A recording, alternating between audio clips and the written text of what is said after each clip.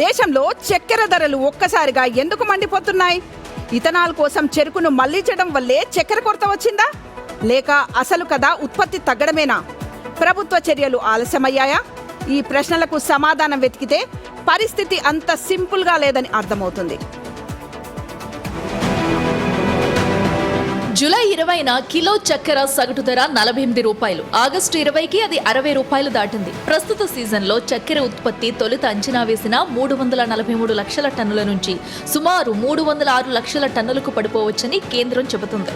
తెగుళ్లు సహా రకరకాల కారణాలు చెరకు దిగుబడిని దెబ్బతీశాయి. ఇథనాల్ బ్లెండింగ్ కు వాడుతుండడం ఈ చక్కెర రేట్లు పెరిగేలా చేసిందా అన్న చర్చ జరుగుతుంది. అయితే ప్రభుత్వం మాత్రం కాదు అంటుంది. ఇథనాల్ కు మళ్లించే చక్కెర వాటా 2022-23లో 12% నుంచి 2025-26లో 9% తగ్గిందని చెబుతుంది.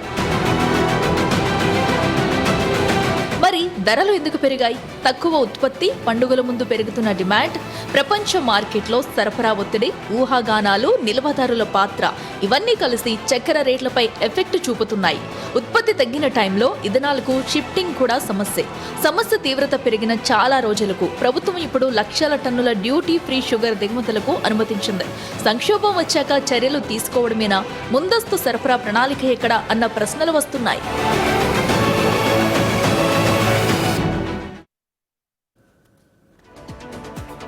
ఒక్క నెలలోనే ఏకంగా షుగర్ ధరలు 48 రూపాయల నుంచి 60 రూపాయలకు చేరిందంటే సామాన్యుల పరిస్థితి ఏంటనేది కూడా మనం అర్థం చేసుకోవాలి. బయట టీ రేట్స్ కూడా పెరిగిపోయాయి. ఇప్పటికే ఎల్నినో ఎఫెక్ట్ తో ఒక్కొక్కటిగా రేట్లు పెరిగిపోతుంటే అది సామాన్యుల పైన భారం అవుతుంది. మరి కొత్తగా షుగర్ కూడా ఇంత రేటు పెరిగిపోతుంటే బయట టీ షాప్స్ లో కూడా రేట్స్ పెరిగిపోతున్నాయి. అయితే ముందుగానే ఏదైతే నిజంగానే ప్రభుత్వం చెప్పినట్టు ఇథనాల్ ఎఫెక్టే కాదని అనుకుంటే కనుక మరి ముందు నుంచి ఏదైతే ఇప్పటికే ఎస్టిమేట్ ప్రకారం 343 లక్షల మెట్రిక్ టన్నుల నుంచి 306 లక్షల మెట్రిక్ టన్నులకి పడిపోయిందని గుర్తించింది. సో అప్పుడే ఎందుకు చర్యలు తీసుకోలేదు?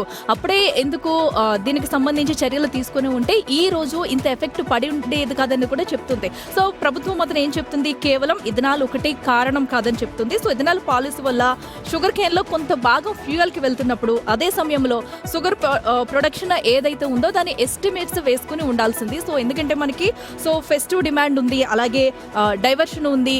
సో ఏదైతే షుగర్ కేన్ స్టాక్స్ ఉన్నాయి, సో వీటన్నింటినీ గుర్తించి అటు ఫుడ్ కూడా కావాలి కాబట్టి సో ఎక్కడికక్కడ ముందస్తు చర్యలు తీసుకుని ఉంటే ఈ రోజు ఈ సిచ్యువేషన్ అయితే వచ్చేది కాదు. సో ముందు ప్లానింగ్ చేస్తే చాలా బాగుండదని చెప్తున్నారు. ఎందుకంటే ఇది ఇప్పుడుతో పోయేది కాదు. ఇంకా రానున్న రోజుల్లో షుగర్ ధరలు పెరిగితే ఇంకా సామాన్యుల పరిస్థితి ఏంటి, అసలు దిగుమతులు ఉంటాయా లేదనేది కూడా ఇప్పుడు మరింత ఆసక్తికరంగా మారిందని చెప్పాలి. అయితే దేశానికి ఫ్యూయల్ సెక్యూరిటీ కావాలి, అలాగని చెప్పేసి ఫుడ్ సెక్యూరిటీ కూడా కావాలి. మరి దీనిపై ఇంకా ఫోకస్ పెడితే బాగుంటుంది. సమస్య కేవలము ఇథనాల్ పాలసీ వల్లనో ప్రభుత్వ వైఫల్యం వల్లనో వచ్చింది అనుకోవద్దు. ఎందుకంటే ప్రతిదానికి ప్రభుత్వాన్ని కూడా బదనాం చేయొద్దు. ఈసారి ప్రకృతి విసిరిన సవాల్ అని అనుకోవచ్చు. ఎందుకంటే చెరుకులో ఎర్రకుళ్ళు తెగులు అనేది చాలా విపరీతంగా వచ్చింది ఈసారి. ఎంత దారుణంగా అంటే వేల ఎకరాలు కూడా నాశనమై దిగుమతి అంతా తగ్గిపోయింది. మన భారతదేశము షుగర్ అంటే చక్కెర ఎగుమతుల్లో 2వ స్థానం. Brazil sugar bowl of world అంటే బ్రెజిల్. ఇంతకుముందు క్యూబా ఉండేది, ఇప్పుడు బ్రెజిల్. తర్వాత సెకండ్ ప్లేస్ మన భారతదేశమే. మన భారతదేశంలో కూడా ఉత్తరప్రదేశ్ని షుగర్ బౌల్ ఆఫ్ ఇండియా అంటారు. ఉత్తరప్రదేశ్, మహారాష్ట్ర ఇవన్నీ కూడా సారవంతమైన భూముల్లో చెరుకు పండుతుంది. కానీ అనాదిగా ఒకే రకమైన విత్తనం వంగడం వేయడం వల్ల చెరుకు అనేది క్రమంగా ఎర్రకుళ్ళు తెగులు అనేది విపరీతంగా అటాక్ అయిపోయింది. అంటే వాతావరణ మార్పులు అనేవి ఎంత తీవ్రంగా అటాక్ చేస్తున్నాయో అర్థం చేసుకోవాలి.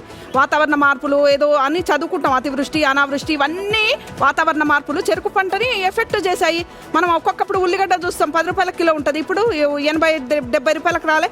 ఆ విధంగానే ఈసారి ప్రకృతి ఒక సవాల్ విసిరింది. ఈ సవాల్ని స్వీకరించాలి. కానీ ప్రధానికి ఇథనాల్ పాలసీ, ఇథనాల్ బ్లెండింగ్ వల్ల ఇథనాల్ బ్లెండింగ్ ఎంత పోతుంది? ఓవరాల్ చక్కెర ఉత్పత్తిలో మన చెరుకు ఉత్పత్తిలో కేవలం 9% మాత్రమే ఇథనాల్ పోతుంది. 75 దాకా మొక్కజొన్న, ముక్కిన బియ్యం వాటితోనే తయారు చేస్తున్నారు. కాబట్టి వాతావరణ మార్పుల విషయంలో చాలా అలర్ట్గా ఉండాల్సిన అవసరం ఉంది. ఇతర పంటలు కూడా అంటే ఏక పంట విధానం కూడా వేసిన పొలంలోనే క్రమంగా చెరుకే వేసుకుంటూ పోవడము, విత్తనాన్ని మార్చకపోవడం వల్ల కూడా సమస్యలు వస్తాయి. కాబట్టి ఈ సమస్య ఉత్పన్నమైందని అనుకోవచ్చు. ఇంకో అక్టోబర్లో మళ్ళీ కొత్త చెరుకు వస్తుంది, క్రషింగ్ అయిపోతుంది, మళ్ళీ కొత్త చక్కెర వస్తుంది. అంతేకాకుండా 10 లక్షల టన్నులు కూడా ప్రభుత్వం తెప్పించే ప్రయత్నంలో ఉంది. కాబట్టి ఈ సమస్య తొందరలోనే సమసిపోతుందేమో అనిపిస్తుంది. 2025-26కి ఈ సంవత్సరానికి కేంద్ర వ్యవసాయ శాఖ అంచనాల ప్రకారం దాదాపుగా 400 నుంచి 500 మిలియన్ టన్నుల చెరుకు ఉత్పత్తి అయింది. కానీ ఆ చెరుకు మొత్తం చక్కెరగా మారగలుగుతుందా? ఎందుకంటే రమగారు చెప్పినట్టుగా అనేక పంటకు చాలా వ్యాధులు రోగాలు అవన్నీ ఉంటాయి. కాబట్టి అవంతా కూడా యాజ్ గా చక్కెరగా కన్వర్ట్ అవుతుందా కావట్లేదు అనేది ఇప్పుడు ఇక్కడ ప్రధానంగా మనకు వస్తున్నటువంటి ఒక క్వశ్చన్. అయితే అసలు చెరుకు 100 కిలోల చెరుకు నుంచి వచ్చే చక్కెర ఎంత తెలుసా? కేవలం ఒక 10 కిలోలు మాత్రమే, 10 లేదా 12 కిలోలే, అంటే 10% మాత్రమే చక్కెరగా మారుతుంది. ఇక ఇథనాల్ గురించి చర్చ జరుగుతుంది. అంటే ఇథనాల్కు టర్న్ చేయడం వల్లే మొత్తం చక్కెర షార్టేజ్ ఏర్పడింది అనేది. 2025-26 సీజన్లో సుమారు 30 లక్షల టన్నుల చక్కెరని ఇథనాల్ తయారీకి మళ్లించారు ప్రభుత్వం అఫీషియల్గా. అంటే ఓన్లీ 10% మాత్రమే ఇథనాల్కి వెళ్ళింది, మిగిలినటువంటి 90% ఆల్రెడీ మార్కెట్లోకి వస్తుంది. కానీ యాజ్ ఈజ్గా ఇప్పుడు కొంత ఉత్పత్తి దెబ్బపడడం వల్ల, కొంత వ్యాధులు, కొంత రోగాలు పంటలకు రావడం వల్ల చక్కెర ఉత్పత్తి అనేది కొంత తగ్గిన మాట వాస్తవం. ఒకసారి మనం చూస్తే మేలో 46 రూపీస్ ఉంది చక్కెర, జూలైకి వచ్చేసరికి 48 అయింది, ఆగస్టు 55 అయింది, ఇప్పుడు ఈ ఆగస్టు 55 అయింది, ఆగస్టు 20కే 26కే 65 రూపాయలు. అంటే ఈ మధ్య కాలంలో ఒక 10 రూపాయల ధర పెరిగింది.